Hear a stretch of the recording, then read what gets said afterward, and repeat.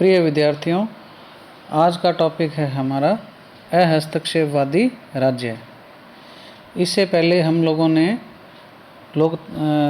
लोकतांत्रिक समाज जो है उसके अंदर क्या है, हम लोगों ने प्रशासनिक संस्थाओं की जो भूमिका है, उनका अर्थ है, इसके बारे में पढ़ा था।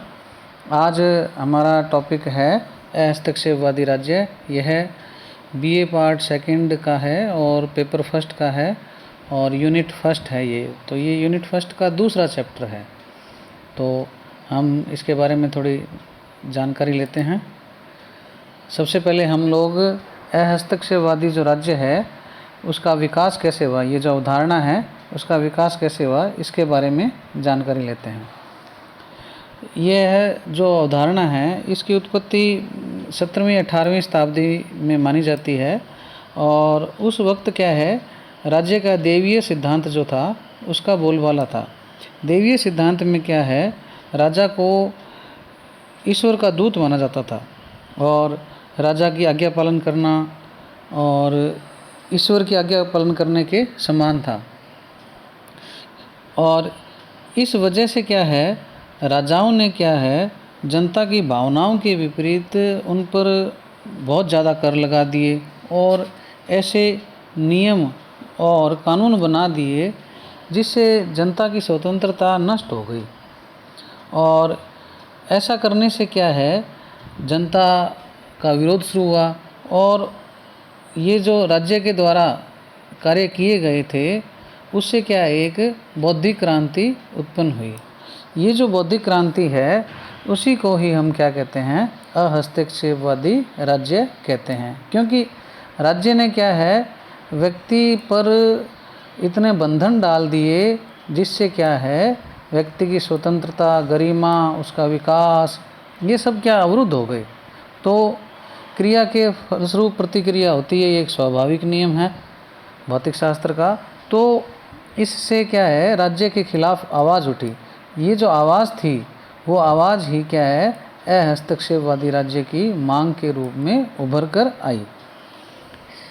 अहस्तक्षेप जो है, अहस्तक्षेपवादी राज्य कहें हम, इसको अंग्रेजी में क्या है, लेजेस फेयर बोलते हैं। अहस्तक्षेप को क्या बोलते हैं, लेजेस फेयर, और राज्य क्या हो जाएगा, स्टेट। तो इंग्लिश में इसका क्या नाम होगा हमारा, लेजेस फेयर स्टेट। ये जो वर्ड है इसका सबसे पहले डॉक्टर फ्रेंकोइस क्वेसने और मार्किस डी मिराब्यू, इन दो ये जो फ्रेंच अर्थशास्त्री थे, इन्होंने इस शब्द को सबसे पहले काम में लिया था। और इसके अनेक प्रतिपादक रहे हैं इस विचारधारा के। तो प्रारंभिक प्रतिपादक जो हैं उनमें विल्हेम हम्बोल्ट का नाम आता है। इन्होंने क्या है, एक पुस्तक लिखी जिसका नाम था गवर्नमेंट मिनिमम, और उसमें उन्होंने बताया कि राज्य को जनहित के किसी भी प्रकार का सकारात्मक कदम नहीं उठाना चाहिए। यानी उनका कहना था कि जो लोक कल्याणकारी किए जाते हैं राज्य के द्वारा, उन वो करने की कोई ज़रूरत नहीं है। इसके बाद में जो एडम स्मिथ थे, जिनको हम अर्थशास्त्र के जनक भी कहते हैं, इन्होंने एक पुस्तक लिखी थी, वेल्थ ऑफ नेशंस। कौन सी पुस्तक लिखी, वेल्थ ऑफ नेशंस। इसमें उन्होंने राज्य को आर्थिक क्षेत्र में हस्तक्षेप नहीं करना चाहिए, इसके बारे में कहा था। और उन्होंने ये कहा कि राज्य को केवल क्या है, कानून व्यवस्था का कार्य ही करना चाहिए। इसके बाद में और भी चिंतक हुए, क्वेसने का नाम तो हम पढ़ ही चुके हैं इसके अंतर्गत लेजेस फेयर शब्द में। उन्होंने क्या है, इस जो लेजेस फेयर सिद्धांत है उसका खूब प्रचार प्रसार किया 18वीं शताब्दी में, और राज्य को क्या है, केवल एक नैसर्गिक व्यवस्था तक सीमित रहना चाहिए, ऐसा कहा। नैसर्गिक का मतलब प्राकृतिक अवस्था तक क्या है, सीमित रहना चाहिए। और हम्बोल्ट जो हैं, हम्बोल्ट ने ये कहा कि जहाँ तक हो सके शासन को क्या है, बिल्कुल कम से कम कार्य करना चाहिए। क्योंकि राज्य जो है उसने क्या, व्यक्ति की स्वतंत्रता को क्या बिल्कुल ही हनन कर दिया था। इसलिए क्या है, ये राज्य के बिल्कुल न्यूनतम करने पर जोर दे रहे थे।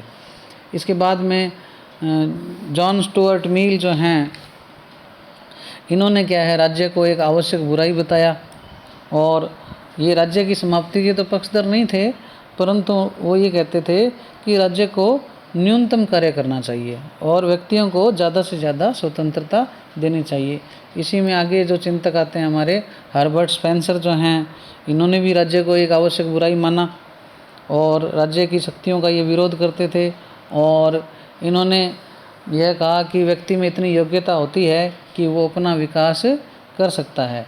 और इन्होंने जो डार्विन का सिद्धांत है, सर्वाइवल ऑफ फिटेस्ट, जिसको हम कहते हैं समर्थ का जीवत्व, उसको इन्होंने क्या है माना और उसके तहत कहा कि जो योग्य व्यक्ति होगा, समर्थवान होगा, वो अपने आप सर्वाइव कर लेगा, जीवित रह जाएगा, और जो कमज़ोर होगा वो अपने आप नष्ट हो जाएगा। तो इस प्रकार से उन्होंने क्या है कहा कि राज्य को कमज़ोर लोगों की सहायता नहीं करनी चाहिए, हर्बर्ट स्पेंसर ने, और जनता को भलाई के कार्य नहीं करने चाहिए।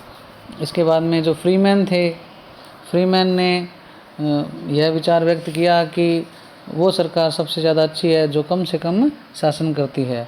तो इस प्रकार से क्या है, ये जो प्रमुख चिंतक थे, इन्होंने क्या है हस्तक्षेप राज्य की जो अवधारणा है उसका विकास किया। तो ये जो अवधारणा है इसने क्या 18वीं शताब्दी में जो औद्योगिक क्रांति आई उस पर बहुत ज़्यादा प्रभाव डाला। इसके अलावा उसने अर्थशास्त्र और राजनीति शास्त्र में जो है उसमें भी अपना स्थान पाया।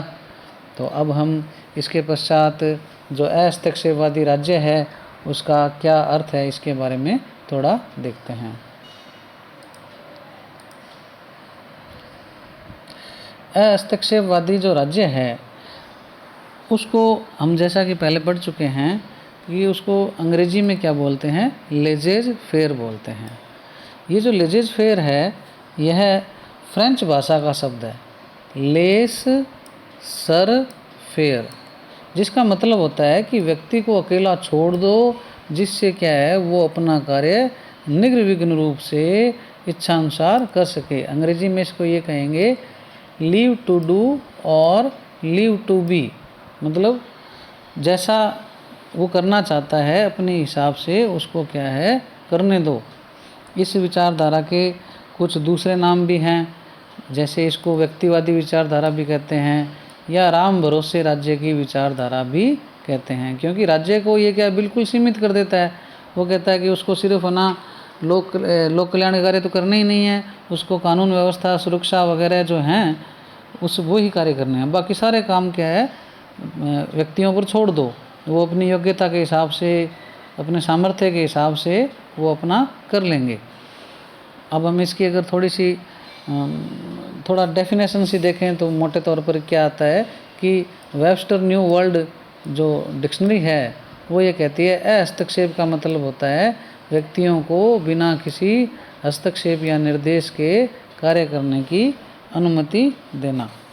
तो कुल मिलाकर यह जो अवधारणा है यह राज्य को व्यक्तियों के मामले में बिल्कुल हस्तक्षेप करने के लिए नहीं कहती, और व्यक्तियों को क्या है अपनी इच्छा अनुसार जैसी उनकी बुद्धि और योग्यता है, जैसा उनका सामर्थ्य है, उसके हिसाब से कार्य करने के लिए कहती है। अब हम इसके बाद में राज्य की जो हस्तक्षेपवादी विचारधारा है उसकी कुछ मान्यताओं के बारे में देखते हैं।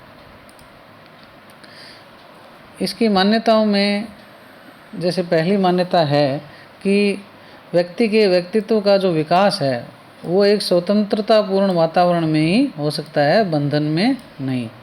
क्योंकि राज्य ने क्या है दैवीय सिद्धांत के टाइम में क्या है बहुत ज़्यादा व्यक्तियों पर प्रतिबंध लगा दिए थे। उस स्थिति में व्यक्ति का जो व्यक्तित्व का विकास क्या है रुक गया था, ये ऐसा मानता है। और उन्होंने कहा कि व्यक्ति को क्या है आज़ाद छोड़ दो तो वो अपने क्या है अपने व्यक्तित्व का विकास पूर्ण रूप से कर पाएगा। दूसरी मान्यता इसकी है कि राज्य जो है उसका अस्तित्व केवल इस बात के लिए है कि अपराध होते हैं तो राज्य क्या है व्यक्ति को सुरक्षा प्रदान करे, या दूसरा कोई राज्य अटैक कर दे तो उस स्थिति में उसको क्या है सुरक्षा प्रदान करे, बाकी अन्य कार्य राज्य को नहीं करने चाहिए।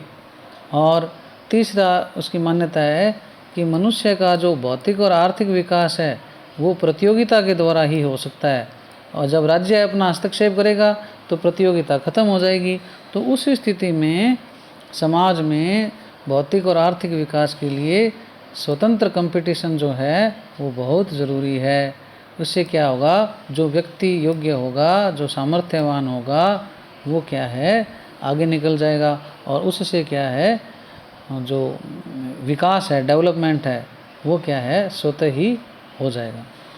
चौथा जो उसकी मान्यता है हस्तक्षेपवादी राज्य की, वो है कि सरकार को केवल रेगुलेटरी यानी नियामकीय कार्य करने चाहिए। नियामकीय का मतलब जो कंट्रोलिंग कार्य है, ठीक है ना, तो वही करने चाहिए।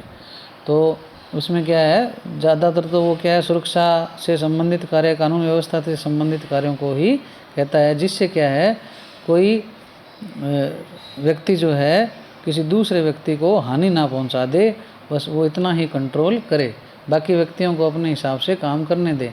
वो राज्य को एक आवश्यक बुराई मानता है। हस्तक्षेपवादी राज्य के उदाहरण है, आवश्यक शब्द भी है इसमें और बुराई शब्द भी है। आवश्यक इसलिए है क्योंकि जो सुरक्षा है, कानून व्यवस्था है, वो क्या है राज्य ही कर पाता है, व्यक्ति कर नहीं पाएंगे उसको। तो राज्य जैसी अवधारणा या जो संस्था है वही क्या है कानून व्यवस्था को या सुरक्षा व्यवस्था को कर सकती है, इसलिए तो वो क्या आवश्यक। अब बुराई जो है, बुराई इसलिए है क्योंकि वो व्यक्ति की स्वतंत्रता को, उसके विकास को अवरुद्ध करता है, इसलिए वो क्या है एक बुराई है। इसलिए वो कहते हैं कि राज्य को जहाँ तक हो सके कम से कम काम करना चाहिए, उसको बिल्कुल लिमिट कर देना चाहिए। तो इस प्रकार से जो ये हस्तक्षेपवादी राज्य है उसका हमने विकास और उसका अर्थ और उसकी प्रमुख मान्यताओं के बारे में जाना। यदि आपको किसी प्रकार की कोई शंका हो तो आप मुझसे निसंकोच रूप से कमेंट्स बॉक्स के माध्यम से या व्हाट्सएप के माध्यम से संपर्क कर सकते हैं।